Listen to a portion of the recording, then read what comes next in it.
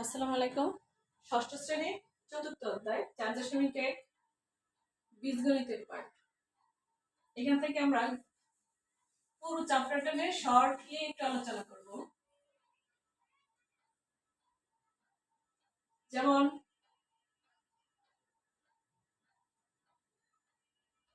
3x এটা হলো একটি বীজগাণিতিক রাশি।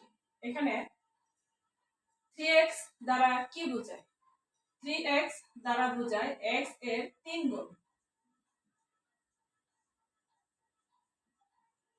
3x দ্বারা বোঝায় x এর 3 গুণ। সিমিলার যদি আপনাদের বলে 5y দ্বারা কি বোঝায়, তাহলে 5y দ্বারা বোঝায় y এর 5 গুণ। 5y দ্বারা বোঝায় y এর 5 গুণ। ওকে, যদি বলে x এর 3 গুণের সাথে y এর 5 গুণ যোগ করো, তাহলে কি হবে? x এর 3 গুণ অলরেডি আমরা করেছি 3x, y এর 5 গুণ 5y। সমষ্টি বললে প্লাস চিহ্ন দিব, যোগ করো বললে প্লাস চিহ্ন দিব। যদি বলে x এর 3 গুণ, দ্যাট মিন্স 3x, y এর 5 গুণ 5y, দুটো একসাথে যোগ করতে যদি বলে তাহলে আপনি এভাবে লিখে দিবেন 3x plus 5y। যদি বলে x এর 3 গুণ থেকে y এর 5 গুণ বিয়োগ করো, তাহলে কি লিখব? x এর 3 গুণ 3x থেকে y এর 5 গুণ 5y বিয়োগ করো, তার মানে এখানে মাইনাস চিহ্ন দিতে হবে। ওকে, যদি বলে x এর 3 গুণকে y এর 5 গুণ দ্বারা ভাগ করো, তাহলে আমরা কি লিখব? 3x divided 5y, অথবা আপনারা লিখতে পারেন 3x ভাগ 5y, একই কথা। ঠিক আছে, ওকে, ডান। এখন আপনাদের যদি বলে 3x plus 5y, এটি একটি বীজগাণিতিক রাশি। এই রাশিটিতে পদ কয়টি আছে? এই রাশিটিতে পদ আছে 2টি। রাশিটিতে পদ 2টি। কি কি? যদি কোশ্চেন হয় কি কি, একটি পদ হলো 3x, আর একটি পদ হলো 5y। ঠিক আছে, ওকে। এখন সেম কোশ্চেন যদি বলে এই রাশিটিতে x এবং y এর সহগ কত? 3x plus 5y রাশিটিতে x এর সহগ, x এর সহগ মানে কি? x এর সাথে যে সংখ্যাটা গুণ আকারে থাকবে সেটাই হচ্ছে x এর সহগ। তাহলে x এর সহগ হবে 3, y এর সহগ, y এর সহগ, তাহলে y এর সাথে কি আছে? 5, y এর সাথে যে সংখ্যা গুণ আকারে আছে সেটি হচ্ছে y এর সহগ। তাহলে y এর সহগ কত? 5। ঠিক আছে, ওকে। এভাবে আপনাদের সহগ নির্ণয় করতে বলবে, পদ কয়টি আছে সেটি বের করতে বলবে। পরীক্ষা কোশ্চেন থাকতে পারে এই ধরনের। ধরেন আপনাকে যদি বলে 3x plus 2y into z minus 3z divided y, suppose এটা একটি বীজগাণিতিক রাশি। এই রাশিটিতে পদ কয়টি আছে? তাহলে একটা বীজগাণিতিক রাশিতে পদগুলো কিভাবে যুক্ত থাকে সেটা আমাদের জানতে হবে। বীজগাণিতিক রাশিতে যে অংশগুলো যোগের মাধ্যমে এবং বিয়োগের মাধ্যমে সংযুক্ত থাকে তাদেরকে পদ বলে। তাহলে যোগের মাধ্যমে একটা অংশ যুক্ত আছে, একটা। গুণ কিন্তু বলিনি, যোগ এবং বিয়োগের দ্বারা যেগুলো সংযুক্ত থাকবে, তাহলে এই মাঝের 2y into z এটা মিলে হলো একটি পদ, বিয়োগের দ্বারা যুক্ত থাকবে, তার মানে বিয়োগ চিহ্ন থেকে স্টার্ট করে ভাগ, এই পুরোটা মিলে হলো আরেকটি পদ। তাহলে এই বীজগাণিতিক রাশিটিতে পদ আছে 3টি। এই রাশিটিতে কয়টি পদ আছে? যদি কোশ্চেনে বলে কয়টি পদ আছে, তাহলে এই রাশিটিতে পদ আছে 3টি। পদ 3টি। কি কি? 3x একটা, 2y into z এই হলো আরেকটা, 3z ভাগ y এই হলো আরেকটা। তাহলে এখানে পদ আছে 3টি। ঠিক আছে, বীজগাণিতিক রাশিকে চিনতে হবে, পদগুলো কিভাবে সংযুক্ত থাকে সেটা জানতে হবে, পদ কয়টি এবং কি কি। বুঝতে পেরেছেন? এখানে 3টি পদ আছে, একটি, দুইটি, 3টি। ওকে ডান। দেন আপনাদের যদি বলে 3x plus 5y plus 2z, suppose এটা একটি বীজগণিতিক রাশি। এখানে পদ কয়টি আছে? এটা একদম সোজা, তিনটি পদ আছে, একটা দুইটা তিনটা। এবার আসেন এখানে চলক কয়টা আছে? এই রাশিটিতে চলক কয়টি? রাশিটিতে চলক কয়টি? উত্তর, চলক কয়টি আছে? অজানা রাশি কয়টি আছে? x y z। তাহলে চলক আছে তিনটি। চলক তিনটি। যদি বলে কি কি? x y z। ওকে, এখন আপনাকে যদি বলে এই বীজগাণিতিক রাশিতে যে চলকগুলো আছে তাদের সহগগুলোর যোগফল নির্ণয় করো। ঠিক আছে, চলকের সহগগুলোর যোগফল, চলকের সহগগুলোর যোগফল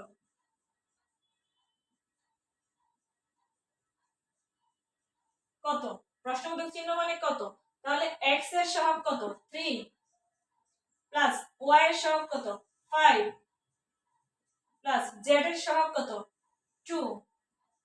তাহলে চলকগুলোর সাথে যে সংখ্যাগুলো আছে তাদেরকে যোগ করে দিবেন। চলকের সহগ, চলকের সাথে যে সংখ্যাগুলো গুণ আকারে আছে তাদেরকে আমরা যোগফল আকারে বের করব। 5 7 10, তাহলে যোগফল হলো 10। তাহলে এই বীজগাণিতিক রাশিটিতে চলকের যে সহগগুলো আছে তাদের যোগফল হলো 10। ঠিক আছে, এগুলো দিয়ে আপনাদের এমসিকিউ আসতে পারে, শর্ট কোশ্চেন আসতে পারে। ওকে, এবার আসেন সৃজনশীল যদি হয় তাহলে কিভাবে হবে। ধরেন একটি কলমের দাম x টাকা, একটি কলমের দাম x টাকা, একটি খাতার দাম y টাকা, একটি রাবারের দাম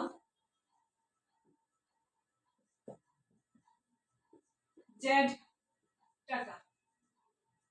এই হলো উদ্দীপক। ওকে, সৃজনশীল আকারে কোশ্চেন যদি আসে, ধরেন ক নাম্বার, ক নাম্বার হলো 3y দ্বারা কি বোঝায়? 3y দ্বারা কি বোঝায়? সাপোজ খ নাম্বার,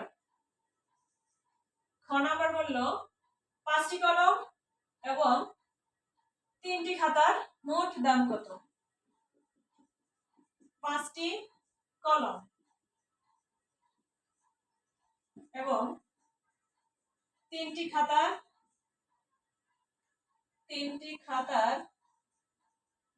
মোট দাম কত?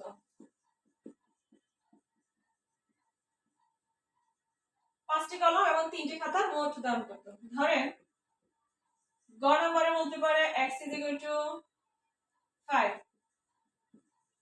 y = 10, z = 3 হলে 4টি খাতা, সরি 4টি কলম, 3টি খাতা, 5টি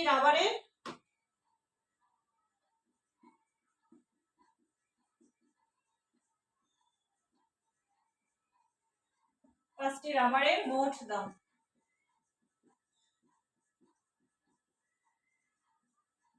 কত? ধরেন এই ধরনের সৃজনশীল যদি আসে তাহলে আমরা কি লিখব? ক নাম্বার 3y দ্বারা কি বোঝায়? 3y দ্বারা কি বোঝায়? y এর 3 গুণ। দ্যাট মিন্স একটি খাতার দাম y টাকা, তাহলে 3y দ্বারা কি বোঝায়? 3টি খাতার দামকে বোঝায়।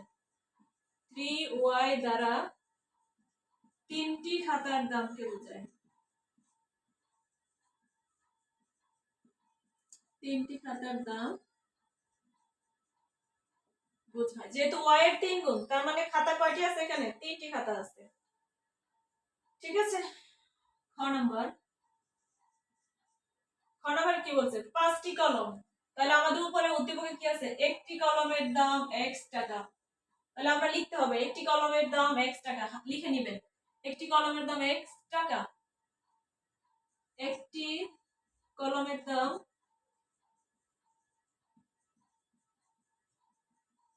x টাকা।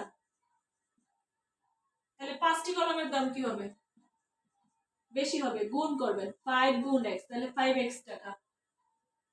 দেন কি বলছে 3টি খাতার দাম, উপরে কি লেখা আছে?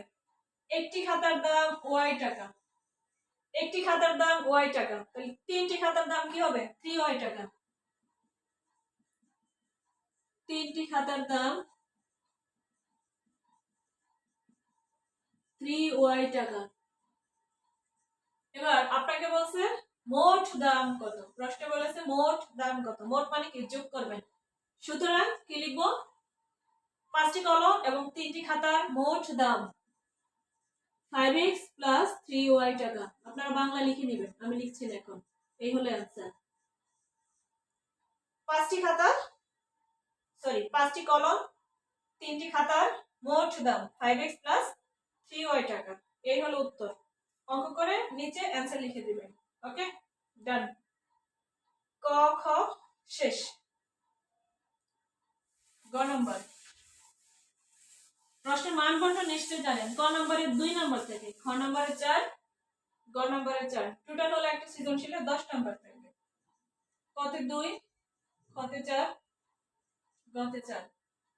যতটুকু পারেন ব্যাখ্যা করে লিখবেন, এক কথায় উত্তর যেন না হয়। ওকে, গ নম্বর। গ নম্বর কি বলছে আমাদের? 4টি কলম। আচ্ছা, একটি কলমের দাম উপরে দেওয়া আছে কয় টাকা? একটি কলমের দাম x টাকা। তাহলে 4টি কলমের দাম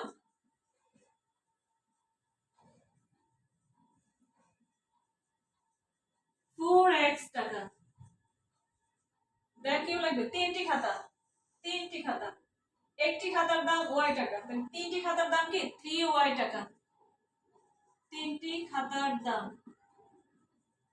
3y টাকা। 5টি রাবার, রাবার হচ্ছে 5টি, তাহলে উদ্দীপকে দেখেন রাবারের একটি রাবারের দাম z টাকা, তাহলে 5টি রাবারের দাম 5z টাকা, 5z টাকা। তাহলে মোট, সুতরাং মোট দাম সবগুলো যোগ করে দিবেন 4x plus 3y plus 5z টাকা, মোট হলো এত টাকা। এবার আসেন আমাদের উদ্দীপকে গ নম্বরে কি বলছে? x এর মান দেওয়া আছে। x এর মানে একটি কলমের দাম, x হচ্ছে 5, তাহলে আমরা এখানে কি লিখবো? 4 × 5 প্লাস 3 × y, y এর দাম কত দেওয়া আছে উপরে? 10, তাহলে 3 × 10 প্লাস 5 × z, z এর দাম উপরে দেখেন গ নম্বর উদ্দীপকে দেওয়া আছে 3, তাহলে 3 টাকা। ডট মানে গুণ, ডট দ্বারা গুণ বোঝায়, তাহলে 4 × 5 = 20, 3 × 10 = 30, 3 × 5 = 15, সবগুলো যোগ করে দেন 20, 30, 50, 60, 65 টাকা। তাহলে এই হলো অ্যান্সার। সুতরাং 4টি কলম, 3টি খাতা, 5টি রাবারের মোট দাম সবগুলো যোগ করবেন, দেন x y z এর মান বসাবেন। x এর মান 5, y এর মান 10, z এর মান 3। বিভিন্ন ধরনের কোশ্চেন আসতে পারে, তবে এই লজিকগুলো যদি আপনারা মনে রাখতে পারেন আশা করি পরীক্ষা লিখতে পারবেন। ঠিক আছে, ধন্যবাদ।